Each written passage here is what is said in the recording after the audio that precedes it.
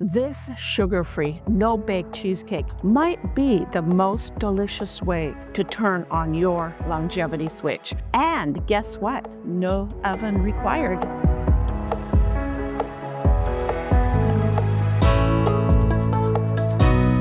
I'm Dr. Joanette, the creator of the Longevity Switch, and your sweet tooth doesn't have to sabotage your health goals anymore. My layered lemon blueberry no-bake cheesecake isn't just a stunning triple-layered dessert. It's made with zero sugar and it's next-level healthy indulgence. It is designed to help you look good, feel good, and age better. Oh, did I mention it also has lemon curd and a blueberry swirl in every delicious creamy bite? So let's get baking. We're starting by making the crust for our no-bake cheesecake. We're starting with almond flour, and to that I'm adding some finely chopped pecans, toasted pecans.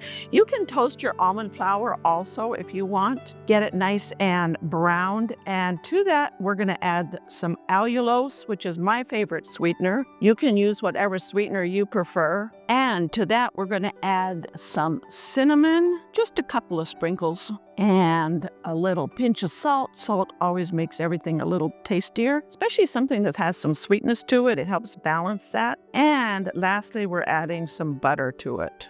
A little over a quarter cup of butter. For the full recipe, go to my website, growwithdrjoanette.com, and you'll be able to get all the ingredients and the full recipe written out for you, as well as lots of pictures along the way. Mix that all together, and we are going to press it into our prepared cheesecake pan. Once it's in the cheesecake pan, you've got a couple of options actually. You can make it no bake, and then you put this crust in the fridge and let it chill real well. Or you can bake it at 375 for about 8 to 10 minutes till it's nice and browned, and that crisps it or crunches it up just a little bit more. But if it's a hot day and you don't want to heat up the kitchen at all with the oven, then just put it in the fridge and it's delicious either way. I do both ways, depending upon how it is in my kitchen. What I use is, this is a 9-inch cheesecake pan, and it has a circle of parchment paper in the bottom. I've also lightly greased it. It goes right into the refrigerator. And now we are ready to make the lemon curd and the blueberry swirl. Both of those need to be cooked and cooled, so you want to get going on them while your crust is chilling. To make the lemon curd, you're going to want to start with a heat-proof bowl, because you're going to be putting it over a kettle of boiling water and using it as a double boiler to cook your lemon curd. You are going to start by beating together 6 egg yolks with your sweetener, whatever your preferred sweetener is. I'm using allulose today. That's kind of my go-to sweetener. And you're going to want to beat that together until it's a nice light color. That's pretty good. And next you're going to add your lemon juice. I always use fresh squeezed lemons. I think lemon juice from fresh squeezed lemons always tastes the best. But if you don't have it, jarred lemon juice works just as well. I'm going to also add a little lemon zest. Mix that in, and we are ready to start cooking it. I started my water heating here in my induction burner. Put that right on top, and we're going to stir pretty much constantly until it's nice and thick. It takes about 10 to 15 minutes, and what you want to make sure you do is you want to make sure that your bowl doesn't touch the water in your double boiler. As you can see, this is getting nice and thick. I think it's pretty much done, and it'll thicken some more as it cools. Take that out of the water. It's out of the way. You want to stir in some nice cubes of butter. Melt them into your lemon curd while it's still nice and hot. Once that butter is all melted in, then you're going to go ahead and just set it aside and let it cool all the way down. See, it's beautifully setting up already. If you're making this for lemon curd, as just a lemon curd recipe, you're going to want to strain it through a pine mesh strainer to get out any bits of eggs. But for this recipe,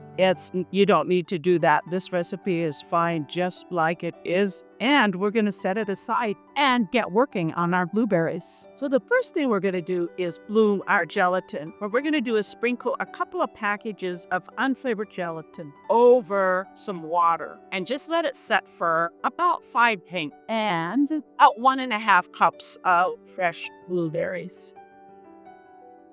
Add them to our kettle here. Then to our blueberries, we're adding our sweetener, in this case again, allulose. And I want to add a little lemon juice. We're going to take that lemon that we zested and squeeze in a little of the juice using my lemon squeezer. About a tablespoon of juice. Half of a medium lemon like this gives you about 2 tablespoons. So we're not going to squeeze it all and just squeeze part of it. That's probably about a tablespoon. Once it starts cooking good and all that erythritol is dissolved, we'll go ahead and start mashing the berries a bit. And our gelatin looks like it's pretty much blue. We're going to add it to our blueberries as a thickening. Let it get melted in good. And once your gelatin's all melted in, you can go ahead and set those blueberries aside. For the cheesecake portion, we're going to start by blooming some gelatin. This is going to be used to stabilize our whipped cream. Again, just sprinkling that 1 package of unflavored gelatin on top of about 3 tablespoons of water and setting it aside to bloom. Basically, blooming means it dissolves the gelatin. And while that is blooming, we're going to go ahead and mix up our cheesecake portion. We're going to need a mixer. This works best with a stand mixer rather than a hand mixer, but if you don't have a stand mixer, use a hand mixer, or even you can do it by hand. And you want the whisk attachment. You want to keep the ingredients for the cheesecake part of it. I'm adding 2 blocks of cream cheese, a total of 16 ounces, and we're going to mix that until it's nice and fluffy. Stop usually about halfway through and scrape down the sides to get all of that mixed up well. Scrape it down one more time, and then we're going to slowly add the sweetener, the allulose, about 2/3 of a cup.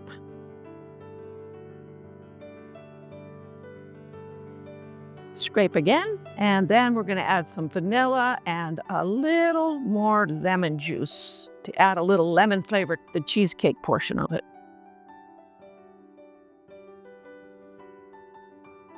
That is looking great. Just gonna mix it a little bit more and it will be done. Try to get as much of that cheesecake off the beaters as you can. That's pretty good there. For the next portion, we're gonna go ahead and whip the whipping cream. About a cup of whipping cream. Here's a pro tip. Chill the bowl of that you're gonna be whipping your cream in, and it will whip better and hold its shape better. We're also gonna be adding the bloomed gelatin to it. What you wanna do once that gelatin blooms is microwave it for just about maybe 5-10 seconds. You want that gelatin to be liquid, but not so hot that it's going to melt your whipping cream. So it's ready to go, and I'm adding the cream to our bowl there. And again, we're going to use our whisk, and you're going to whip it until you see soft peaks. At that point, you'll add the gelatin.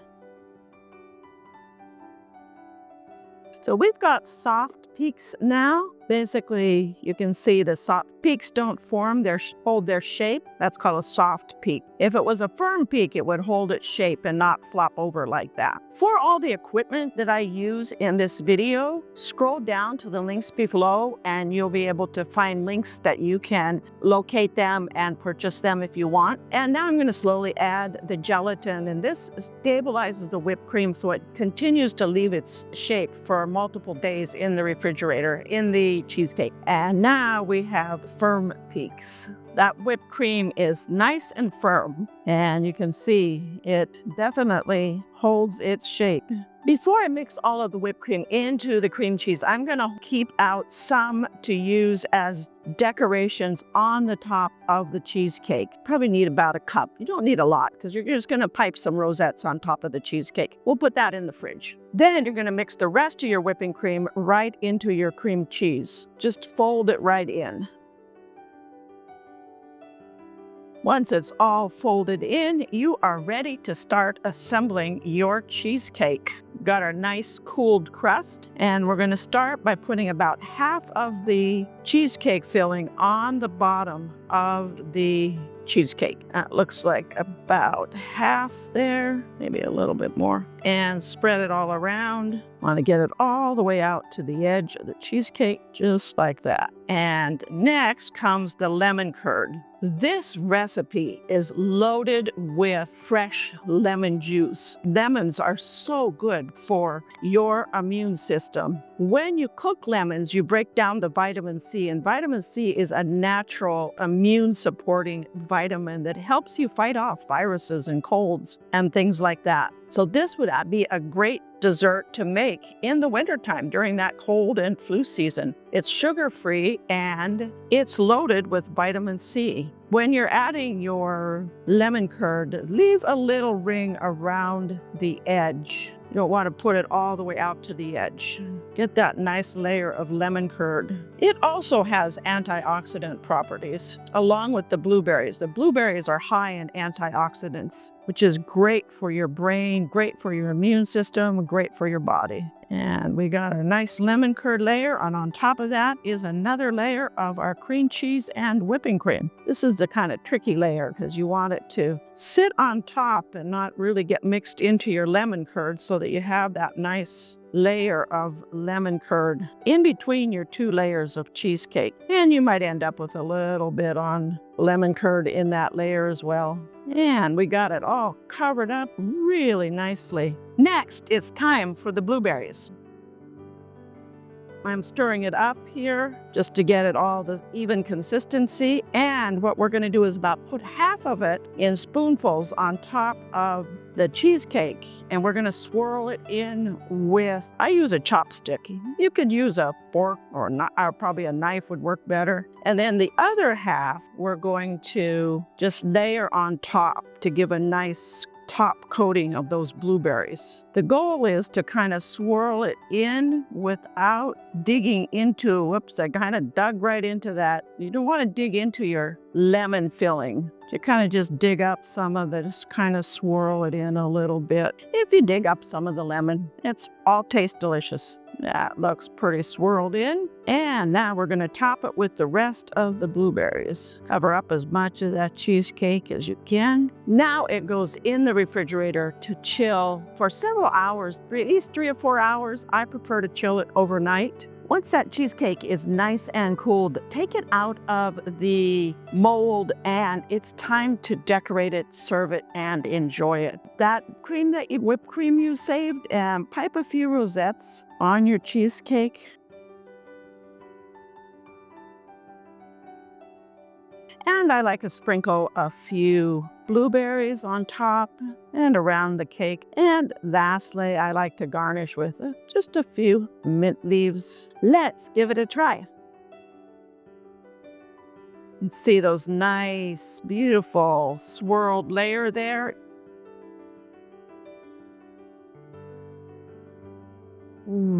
That lemon curd really shines. This is a beautiful and delicious dessert that is also healthy for you.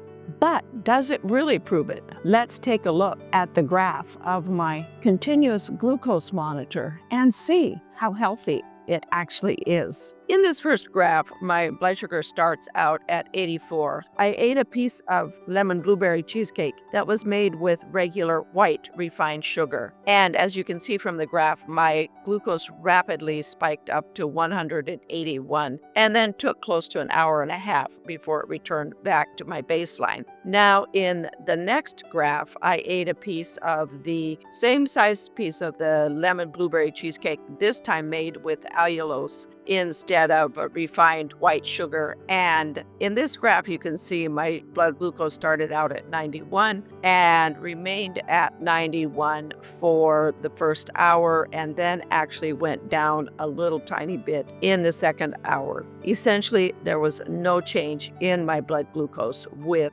these allulose lemon blueberry cheesecake. If you're ready to flip your longevity switch and nourish your body without giving up sweet desserts, hit that subscribe button so you never miss another health-boosting recipe. Also, for more free recipes, tips, and tools to help you live longer and be stronger, head over to my website, growwithdrjoanette.com. Let's make wellness delicious. I'll see you next time on the Dr. Joanette channel for more real talk health tips and recipes.